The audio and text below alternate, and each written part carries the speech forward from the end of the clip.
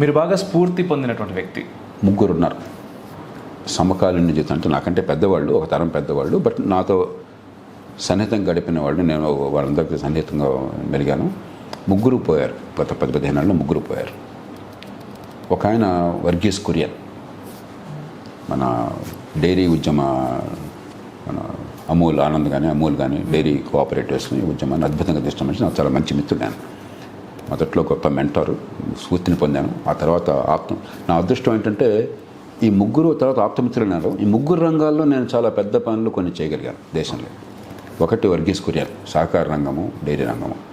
ఆ స్ఫూర్తితో 97వ రాజ్యాంగ సవరణకి నేను నాంది పలికాను. రాజ్యాంగబద్ధంగా సహకార సంఘాల స్వయం ప్రతిపత్తి 97వ సవరణతో వచ్చింది. దాన్ని ముందు తీసుకెళ్ళిన వాడిని, జాతీయ స్థాయిలో చేయించిన వాడిని నేను. ఇంకొక ఆయన శరత్ జోషి, షెట్కారీ సంఘటన నాయకుడు. వ్యవసాయ ఉద్యమానికి ఒక హేతుబద్ధమైన అర్థాన్ని ఇచ్చి ఆర్థిక శాస్త్రం తెలుసుకొని, అటు పక్కన రైతులంటే ప్రేమ, మరో పక్కన దేశ ప్రజల పట్ల అవగాహన, ఆర్థిక శాస్త్రం పట్ల ఆ మార్గాన్ని చూపెట్టిన మనిషి ఆయన. నన్ను బాగా ప్రభావితం చేశాడు. ఆయన వల్లనే, ఆ స్ఫూర్తితోనే దేశం లోపల రాష్ట్రాల మధ్య అడ్డుగోడలు తొలగించిన వాళ్ళలో నేను ఒకడిని. ఏది ఈ రాష్ట్రం నుంచి ఆ రాష్ట్రానికి పంపడానికి లేదని చెప్పి పాదయాత్రలు వగేరా చేసి వాటిని తొలగించాను. అలాగే అంతర్జాతీయంగా ఉన్న నిషేధాన్ని తొలగించిన వాడిని నేను. ఎగుమతుల మీద నిషేధం ఉండేది బియ్యం, నా ప్రయత్నం వల్లనే అది నిషేధం తొలగిపోయింది. అలాగే రైతుల రక్షణ కోసం చెప్పని మరి ఇంపోర్ట్స్ మీద కొంత డ్యూటీ, ముఖ్యంగా కుకింగ్ ఆయిల్ మీద, అది పెట్టడం కూడా నా వల్ల జరిగింది. ఈ మూడు చేయడానికి కారణం ఆ అనుభవము, ఆ స్ఫూర్తి. మళ్ళీ మన యుక్రెయిన్ యుద్ధం వల్ల మన నిషేధం పెట్టారు మళ్ళీ ఎక్స్పోర్ట్స్ మీద, అది తొలగిస్తారని ఆశపడుతున్నాను.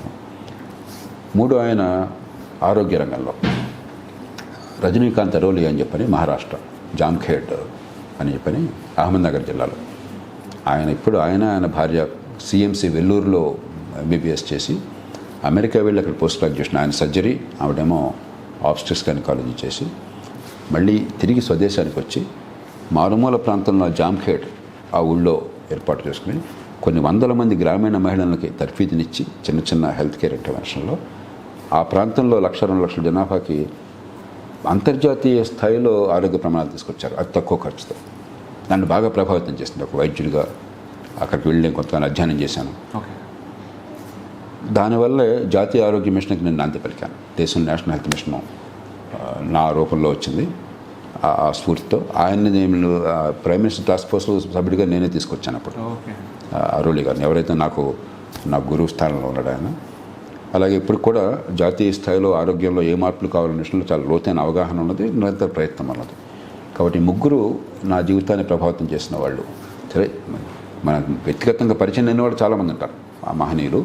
కానీ ఒక తరం ముందు ఉన్నా కూడా ఒక 40-50 ఏళ్ళు పాటు సహజీవనం చేసిన వాళ్ళతో, వాళ్ళకు ఆప్తమిత్రులు, ముగ్గురు నాకు ఆప్తమిత్రులు బతుకున్న కాలంలో. ముగ్గురు నుంచి నేర్చుకున్నాను. 3 రంగాల్లో ఎంతో కొంత దేశంలో ఇంకొక అడుగు వేయగలిగాను. ఫ్రీడమ్ అంటే మీ గురించి తెలుసుకోవాలనేది మరి ఎక్కువనే నేను చాలాసేపు ఇబ్బంది పెడుతున్నాను. మహాత్మా గాంధీని విస్మరించి మనం అసలు ఫ్రీడమ్ స్ట్రగుల్ గురించి మాట్లాడలేం. ఎందుకంటే గాంధీ గారి వల్ల దేశ స్వతంత్రం స్వతంత్రం ఆయన లేకుండా వచ్చేది. ఇంక ఇతర దేశాల్లో ఎవరున్నారు, గాంధీ గారు లేరు కదా.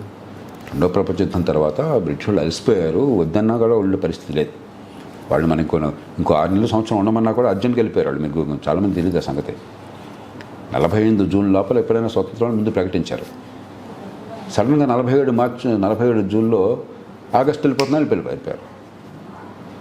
2 నెలల మొత్తం దేశం మొక్కలైపోయింది, గీతగీసాలంతా అయిపోయింది. ఎందుకంటే వాళ్ళు అలసిపోయారు, వెళ్ళిపోవాలని దీనిలో ఉన్నారు. కానీ గాంధీ గారు లేకపోతే దేశ ఐక్యత సాధ్యమయ్యేది కాదు. ఎన్ని కులాలు, ఎన్ని మతాలు, ఎన్ని ప్రాంతాలు, ఎన్ని భాషలు ఉన్న దేశం, మనమంతా ఒకటన్న భావన ప్రధానంగా కలిగించిన వ్యక్తి చాలామంది ఉన్నారు. కానీ దానిలో కీలకమైన వ్యక్తి ప్రభావం అన్నది మహాత్మా గాంధీది. కాబట్టి ఆయన లేకుండా మనకి దేశభక్తి, దేశ స్వతంత్ర పోరాటం గురించి మన చర్చ అసాధ్యం. దేశ నిర్మాణం గురించి స్వామి వివేకానంద, ఆయన రాజకీయ పోరాటం చేయలే, కానీ దేశ ఆత్మని గమనించి దేశ ఐక్యతను తీసుకురావడంలో, ఈ దేశంలో మనంతా ఒకటి అన్న భావం. తర్వాత హైందవ సమాజంకి పెద్ద పాత్ర వేసిన మొట్టమొదటి వ్యక్తి ఆయన. అందుకని ఆయన కడుపుకు అన్నం పెట్టకుండా దేవుణ్ణి ప్రార్థిస్తే ఉపయోగం ఏంటి ఆయన ధీశాలు ఆయన. అంటే కొన్ని సందర్భాల్లో ఆయన అసలు దేవుడు కాదు ముఖ్యం అని చెప్పిన అంత ధైర్యంగా అనగలిగాడు ఆయన. అంటే మనకి ఆధునిక జాతీయతకి అర్థాన్ని ఇవ్వటంలో ఆయన కీలక పాత్ర వహించాడు స్వామి వివేకానంద. బహుశా నా దృష్టిలో ఈ ఇద్దరి పాత్ర అత్యంత కీలకమైనది. ఇంకా చాలామంది కీలక పాత్ర వహించారు ఎస్ సార్, ఎస్ సార్. స్వతంత్ర పోరాటంలో, కానీ ఈ ఇద్దరి స్థాయికి మిగతా వాళ్ళు రారు వాళ్ళు చేసిన పోరాటం. ఓకే, ఆల్రెడీ నేను ఇప్పుడు అడగబోయే ప్రశ్నకి ఆల్రెడీ మీరు సమాధానం చెప్పారు. బట్ మరొకసారి అడుగుతున్నాం, రాజకీయాల్లో మరొకసారి మిమ్మల్ని చూడలేమా మేము ప్రత్యక్ష రాజకీయాల్లో? నేను రాజకీయాల్లో ఉన్నాను, ఎన్నికల రాజకీయాల్లో లేను. ఎన్నికల ఇంకా రాజకీయాలు లేదు, ఇంకా అయిపోయింది సమయం. ఇప్పుడు రేపు పొద్దున పరిస్థితులు అనువుగా ఉన్నా కూడా తర్వాత తరం పూనుకోవాలి. మా తరం ఇంకా ఎన్నికల్లో పోటీ చేయడం అవసరం లేదు. దానికోసం చేయాల్సిన పని చేద్దాం, వచ్చే తరాన్ని పెంచుతాము. నేను రాజకీయంలో ఉన్నానని భావిస్తున్నాను, ఓకే. కానీ ప్రత్యక్ష ఎన్నికల్లో నేను దిగను, ప్రజల ఓటు కోసం దిగను. ఎగువ సభకి ఏమన్నా కనుక కావాలని కోరితే నాకు తప్పకుండా ఆలోచిస్తాను నేను. సూపర్, మాకు కావాల్సిన సమాధానం వచ్చింది actually. Thank you so much sir. చాలా చాలా చాలా ఇన్ఫర్మేటివ్గా ఉంది ఇది.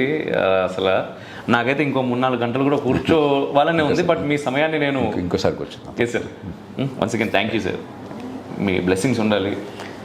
We are all together. మనందరం ఒకే లక్ష్యాల కోసం. నాకు నమ్మకం ఏంటంటే నేను చాలా ఆశావాదం. నా ఆశావాదం కారణం ఒకటి చారిత్రక అవగాహన, ఏదో అర్జెంటుగా కొన్ని జరగదని చెప్పి నిరాశపడడం కాకుండా ఏ మార్గాన ప్రపంచం దేశం పోతుంది అనేది అవగాహన.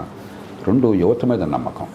టెక్నాలజీ అద్భుతంగా ఉంది. ఇవాళ అపారమైనటువంటి నైపుణ్యం ఉండి, దేశం పట్ల ప్రేమ ఉండి ఆడుతున్న వాళ్ళు కోకోలలుగా ఉన్నారు. చాలామంది యువతరం పనికిరాదు, మా రోజుల్లో మేమంతా గొప్పవాళ్ళం, ఇలా పిచ్చి మాటలు మాట్లాడతారు. ఇవన్నీ అబద్ధాలు. గడిచిపోతున్న తరం ఎప్పుడు కూడా వృద్ధాప్యం వస్తుంది, కాటికి కాలు చాపుకున్నాం కాబట్టి నోస్టాల్జియా ఉంటుంది. మేము చాలా గొప్పవాళ్ళం, ఈ కాలం తక్కువ, నిరాశావాదం ఉంటుంది. నేను దానికి పూర్తిగా వ్యతిరేకం. ప్రతి తరం అంతకుముందు తరం కంటే ఇంకా ఎదుగుతుంది. అది మానవ సమాజంలో అనివార్యమైనటువంటి ప్రక్రియ. దానికి మనం సంతోషపడాలి, గర్వపడాలి. మన యువతలో అందరికీ అవకాశాలు అవటం బాధ ఉంది, కానీ అవకాశాలు వచ్చిన కొద్ది మందికి అద్భుతమైనటువంటి ప్రజ్ఞా ప్రభావాలు ఉన్నాయి, ముందు చూపు ఉన్నది, సమాజం పట్ల అనురక్తి ఉన్నది. కాబట్టి ఖచ్చితంగా భవిష్యత్తు అందంగా మలుచుకోగలం. నా నుంచి సమాజానికి అందాలంటే నిరాశ కూడదు. మనం చేయాల్సిన పనులు పూర్తిగా చేయట్లేదు, కానీ చాలా పనులు అద్భుతంగా చేస్తున్నాం. గతంలో 100 ఏళ్లలో సాధించేది ఇవాళ 5-10 ఏళ్లలో చేయగలుగుతున్నాం. మరింత చేయగలం. ఈ తప్పుల్ని సవరించగలం.